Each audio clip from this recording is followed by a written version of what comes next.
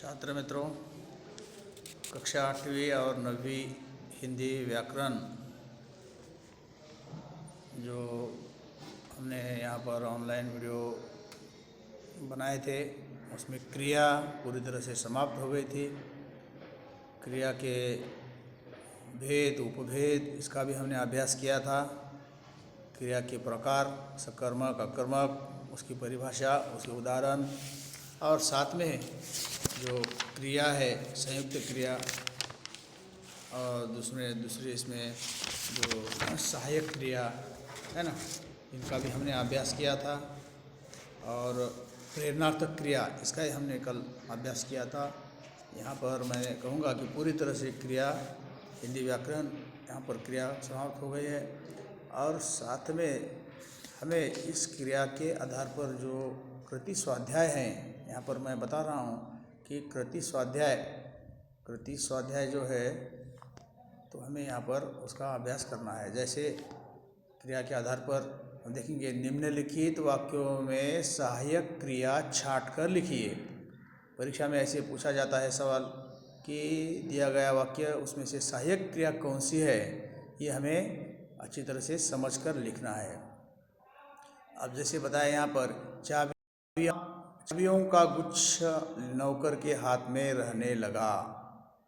अब सहायक क्रिया कौन सी है वो अच्छी तरह से पहचानना है। उसके पहले तुम्हें अच्छी तरह से सहायक क्रिया का अभ्यास पहले करना है, परिभाषा समझना, उदाहरण समझना है। दूसरे है, आपने साबरमती आश्रम देखा होगा। माँ ने कहा छुट्टियों में रोज़ घूमने जाया करेंगे। समझ में नहीं आता था, पिताजी ने कुर्ते की बाह चढ़ा ली। ऐसे जो यहाँ पर वाक्य दिए हैं, इन वाक्यों को हमें अच्छी तरह से समझकर अपने व्याकरण की कॉपी में क्रिया, सहायक क्रिया छांट कर लिखना है, अधोरेखित करना है और उसका मूल रूप भी लिखना है। और दूसरी जो यहाँ पर प्रश्न दिया है दूसरा, कर्म के आधार पर क्रिया पहचान कर सामने लिखिए। तो इस तरह से कर्म के आधार पर क्रिया को पहचानना है और वो यहाँ पर रिक्त स्थानों में उसको लिखना है। जैसे कि पिताजी प्रतिदिन रामायण पढ़ते हैं। अब कर्म के आधार पर कौन सी क्रिया है यहाँ पर, वो हमें यहाँ पर पहचान कर लिखना है। जो यहाँ पर जगह दी है वहाँ पर उसके सामने लिखना है। समझ में नहीं आता था। तीसरा है, दुनिया बहुत बड़ी है। 4, बाबू राम गोपाल एक नौकर ढूंढने लाए। बाबू राम गोपाल एक नौकर ढूंढकर लाए। पिताजी ने कुर्ते की बाहें चढ़ा ली। ये जो वाक्य, इन वाक्यों को जो इस पर क्रिया कौन सी है, कर्म के आधार पर क्रिया कौन सी आई है, वो अच्छी तरह से पढ़कर यहाँ पर उसकी जगह पर यहाँ पर लिखना है। तो छात्र मित्रों, दूसरा जो है यहाँ पर प्रश्न देखेंगे हम, निम्नलिखित सहायक क्रियाओं को वाक्यों में प्रयोग कीजिए। सहायक क्रिया कौन सी दी है, यहाँ पर सहायक क्रिया दी है, उसका हमें वाक्यों में उचित प्रयोग करना है। परीक्षा में यही शब्द आएगा छात्र मित्रों, ऐसे शब्द दिए जाएंगे 9वीं, 8वीं, 10वीं के लिए। तो इन शब्दों को उचित वाक्यों में प्रयोग करना है। यहाँ पर सहायक क्रियाओं का मूल रूप दिया है, तो वाक्य में उसके परिवर्तन करना है। निम्नलिखित सहायक क्रियाओं को वाक्यों में प्रयोग कीजिए। नंबर 1 कौन सा है, सकना, जाना, होना, करना, पढ़ना, रहना, लेना आदि जो सहायक क्रिया है, उस क्रियाओं का हमें अच्छी तरह से वाक्यों में प्रयोग करना है, अपने फेर कापी में व्याकरण की लिखना है। तो छात्रों में तो दूसरा जो है यहाँ पर हम देखेंगे कि दूसरा जो क्रिया से संबंधित सवाल है कि ऐसे पांच वाक्य क्या है, लिखिए जिनमें संयुक्त क्रिया का प्रयोग हो। ऐसे 5 वाक्य लिखना है जिसमें संयुक्त क्रिया का प्रयोग हो। ऐसे 5 वाक्य तुम्हें ढूंढ कर लिखना है किताब में से, या फिर अपने मन से लिखना है, चर्चा करके, गुट चर्चा करके आपस में बैठकर, या फिर मुझे फ़ोन करके पूछ सकते हैं। तो इस तरह से 5 वाक्य बनाकर जिसमें संयुक्त क्रिया, जोड़ क्रिया है ना, दोनों क्रिया आना चाहिए, ऐसे वाक्य बनाकर हमें लिखना है। Number 1, number 2, number 3, 4, 5। और 5वां नंबर का जो प्रश्न है, निम्नलिखित क्रियाओं के प्रथम प्रेरणार्थक और द्वितीय प्रेरणार्थक रूप लिखिए।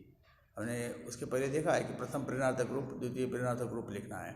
करना प्रथम प्रेरणार्थक रूप क्या है, वो यहाँ पर रिक्त स्थान पर, द्वितीय प्रेरणार्थक रूप यहाँ पर लिखना है। नाचना, सिलना, दूसरा है देना, पिलाना, देना, मिलना, सुनना आदि जो क्रिया है उसके प्रथम तथा द्वितीय प्रेरणार्थक रूप हमें अच्छी तरह से लिखना है।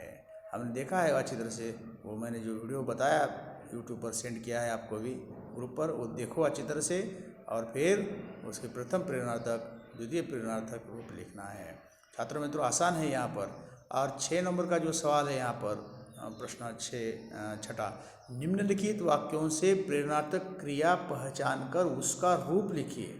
जो वाक्य दिए हैं और कहा है कि प्रेरणार्थक क्रिया कौन सी है और उसका रूप प्रथम है या द्वितीय रूप है, वो अच्छी तरह से समझकर लिखना है। छात्र मित्रों अच्छी तरह से समझना है, पढ़ना है। जैसे कि पहला वाक्य, पीयूष ने मोनू को दूध पिलाया।